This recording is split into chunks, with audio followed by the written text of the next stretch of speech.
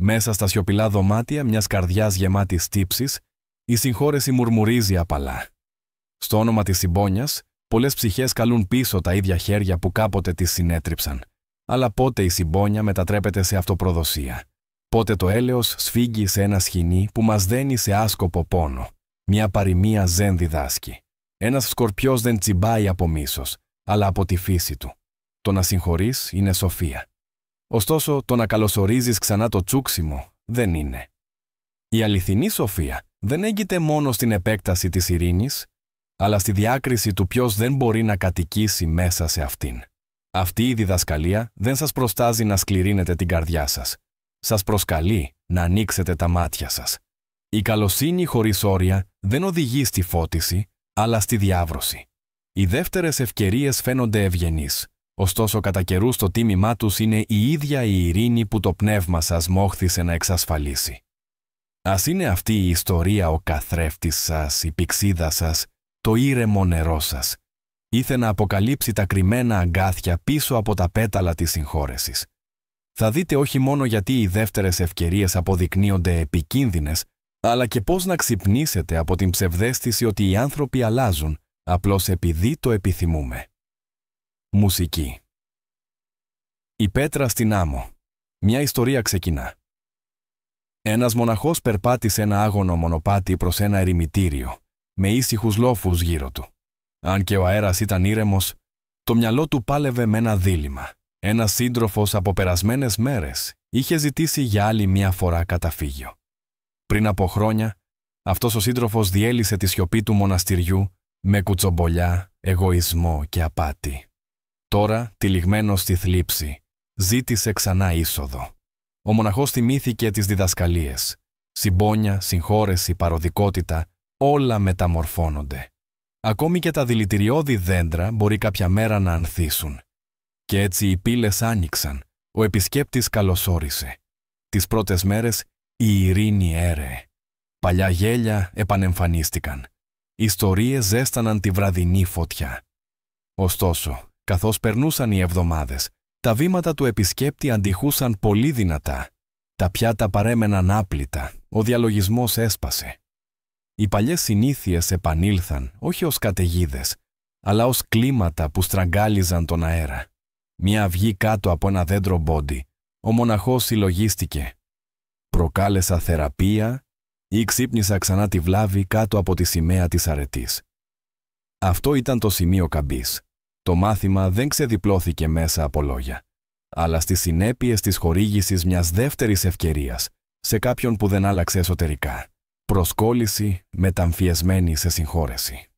Το Ζεν μας υπενθυμίζει. Ο πόνος δεν προκύπτει από τον ίδιο τον πόνο, αλλά από την προσκόλληση σε αυτό που έχει ήδη αποκαλύψει τη φύση του.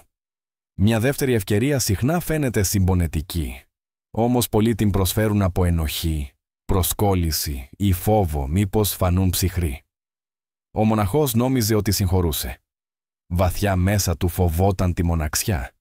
Δεν προσκολήθηκε στο άτομο, αλλά στην ψευδαίσθηση του ποιος ήταν αυτό το άτομο. Η προσκόλληση μεταμφιεσμένη σε συμπόνια μας τυφλώνει. Πιστεύουμε ότι βαδίζουμε στη μέση οδό, ενώ απλώς καθυστερούμε τον αναπόφευκτο πόνο. Αν ένα φίδι αλλάξει το δέρμα του αλλά εξακολουθεί να χτυπάει με δηλητήριο, δεν έχει αλλάξει πραγματικά. Αν ένα άτομο επιστρέψει με γλυκά λόγια, αλλά η παρουσία του σπέρνει αναταραχή, η ουσία του παραμένει άθικτη. Οι δεύτερες ευκαιρίες μπορούν να σπυροειδούν σε ατελείωτους κύκλους, σαν τροχοί προσευχής που περιστρέφονται χωρίς πρόθεση. Συνήθεια, όχι θεραπεία. Το κάρμα επαναλαμβάνει μοτίβα μέχρι να ριζώσουν τα μαθήματα. Δεν τιμωρεί. Αποκαλύπτει. Αναπαριστά το μάθημα μέχρι η αλήθεια να ξεπηδήσει ελεύθερα κάτω από το συναίσθημα. Ο μοναχός παρατήρησε ότι η ζωή αντικατοπτρίζει το παρελθόν. Η ειρήνη ξεθόριασε, η σιωπή έσπασε, η αρμονία έγινε μνήμη. Το κάρμα επέστρεψε, όχι ως τιμωρία, αλλά ως υπενθύμηση.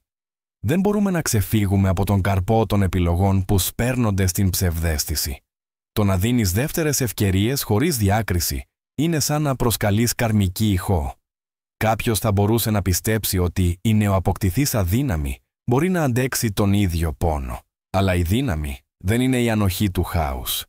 Είναι η άρνηση να ξαναμπεί σε αυτό. Ο Βούδας είπε κάποτε «Ανόητοι είναι αυτοί που βλέπουν φωτιά και την αγγίζουν 2 φορές.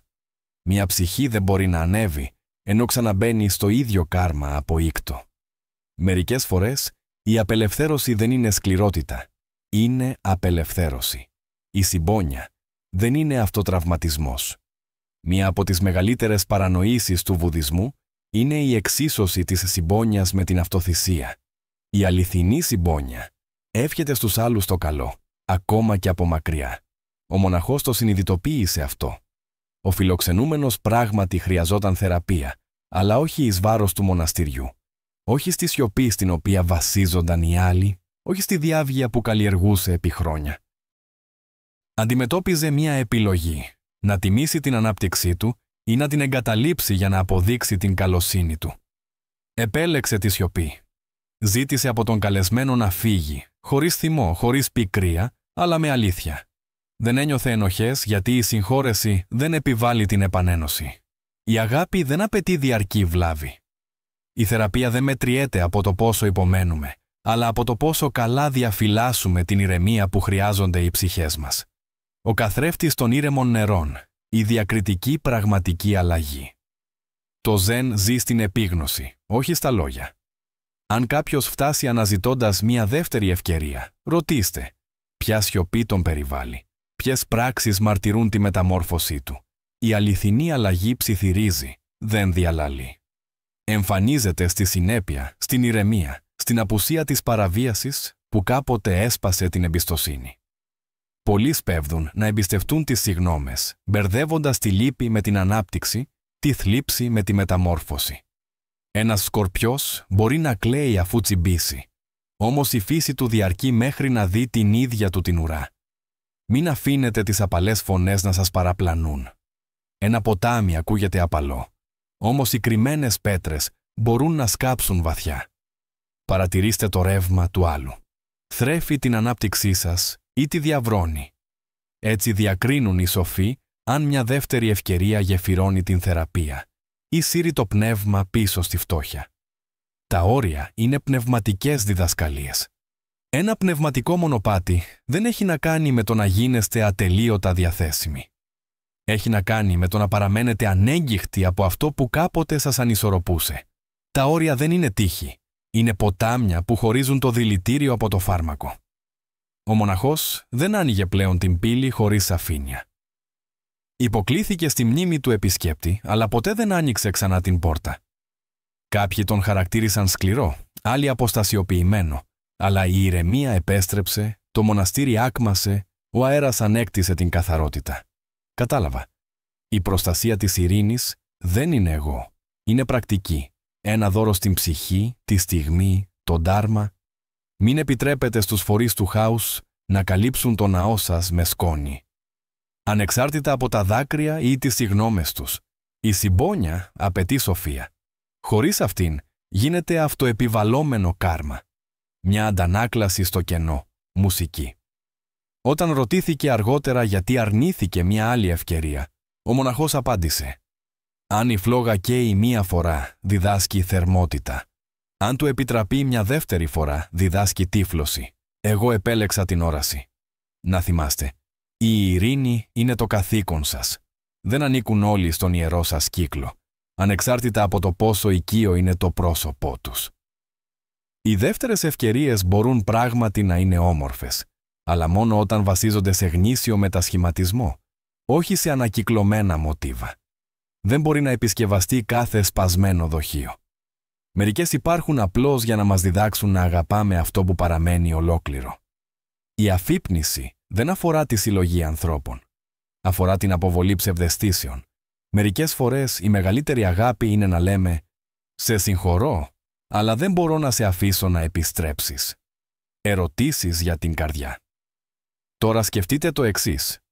Γιατί δίνετε δεύτερες ευκαιρίες? Είναι αγάπη ή φόβος της μοναξιάς? Είναι ελπίδα ή αντίσταση στην αλλαγή? Τιμάτε τα όρια σας ή τα ανταλλάσσετε με την άνεση αυτού που κάποτε ήταν? Το Ζεν δεν μας καλεί να σκληρυνθούμε, αλλά να ακονίσουμε, να περπατήσουμε με τα μάτια ανοιχτά, την καρδιά ευθυγραμμισμένη. Δώστε συμπόνια, αλλά όχι απεριόριστη πρόσβαση. Προσφέρετε ευλογίες, αλλά όχι την ειρήνη σας.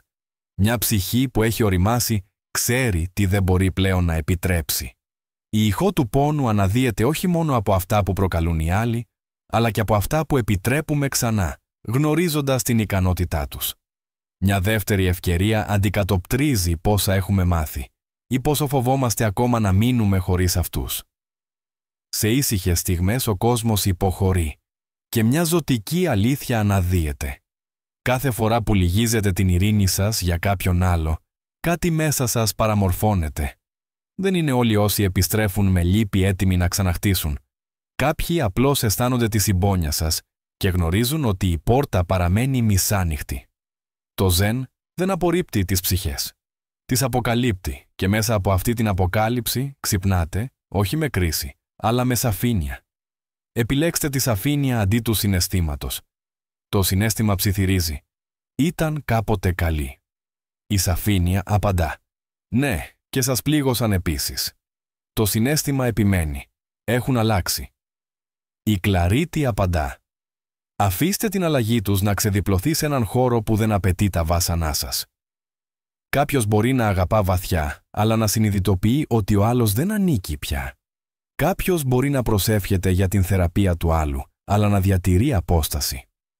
Τιμήστε το παρελθόν, αλλά μην το προσκαλείτε πίσω κάτω από τη σημαία του οίκτου. Μπορεί κανείς να αγαπάει βαθιά, αλλά να συνειδητοποιεί ότι ο άλλος δεν ανήκει πλέον.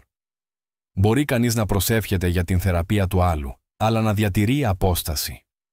Τιμά το παρελθόν, αλλά μην το προσκαλείς πίσω υπό το λάβαρο του οίκτου. Η αληθινή ανάπτυξη φαίνεται σε αυτό που αρνείσαι. Η ανάπτυξη συχνά σημαίνει αφαίρεση, όχι πρόσθεση. Δηλώνει «Όχι, δεν θα επαναλάβω αυτόν τον κύκλο. Όχι, δεν θα προδώσω τη θεραπεία μου. Όχι, δεν θα συγχαίω την ενοχή με την καθοδήγηση». Αυτά δεν είναι λόγια θυμού.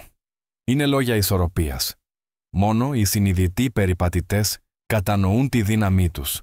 Οι δεύτερες ευκαιρίες, που προσφέρονται στη λάθος ενέργεια, γίνονται σιωπηλές λεπίδες που πληγώνουν από μέσα. Η απουσία τοξικότητας μπορεί να σας κάνει να νιώσετε μοναξιά στην αρχή, αλλά η υποδοχή της αμετάβλητης ενέργειας καταστρέφει περισσότερα από όσα νομίζετε. Η συμπόνια με σοφία απελευθερώνει. Η αληθινή συμπόνια δεν προσκαλεί ξανά κακό. Βλέπει τους άλλους όπως είναι, όχι όπως τους ονειρευόμαστε. Συγχωρεί παρελθούσες πράξεις, ενώ παράλληλα προστατεύει από μελλοντικές. Ένα πουλί που απελευθερώνεται από μια παγίδα δεν πετάει πίσω για να αποδείξει τη συγχώρεση. Πετάει ψηλότερα. Κάντε το ίδιο. Η συμπόνια είναι το λουλούδι. Η σοφία, η ρίζα της. Χωρίς τη ρίζα το άνθος μαραίνεται. Επιστροφή στον εαυτό. Κάθισε ήσυχα με αυτές τις αλήθειες. Αν πληγώθηκες μια φορά και έχεις θεραπευτεί, υπερασπίσου αυτή τη θεραπεία. Είναι ιερή. Αν συγχώρεσες μία φορά, αυτό ήταν ευγενές. Αν η δοκιμασία επαναληφθεί, δεν είναι μια κλίση για να ξαναζήσεις, αλλά μια κλίση για να ανυψωθείς. Το ταξίδι της ψυχής δεν είναι να κουβαλάει τους πάντες για πάντα, αλλά να βαδίσει το δικό της μονοπάτι, με επίγνωση και αλήθεια. Οι δεύτερες ευκαιρίες δεν είναι εγγενώς λανθασμένες. Αποδεικνύονται επικίνδυνες όταν η καλοσύνη σου ξεκλειδώνει παλιές πληγές. Γι' αυτό επιλέξτε σοφά. Αφήστε τη σιωπή να είναι η απάντησή σας, η ηρεμία το τείχος σας, η ανάπτυξη ο τελευταίος σας λόγος. Θυμηθείτε, η συγχώρεση είναι θεϊκή, η επανάληψη είναι αυταπάτη. Σας ευχαριστούμε που παρακολουθήσατε. Αν σας άρεσε αυτό το περιεχόμενο, εγγραφείτε και πατήστε το κουδούνι ειδοποιήσεων για να μην χάσετε ποτέ καμία ενημέρωση. Αφήστε ένα σχόλιο παρακάτω και μοιραστείτε τι θα θέλατε να δείτε στη συνέχεια. Τα λέμε στο επόμενο βίντεο.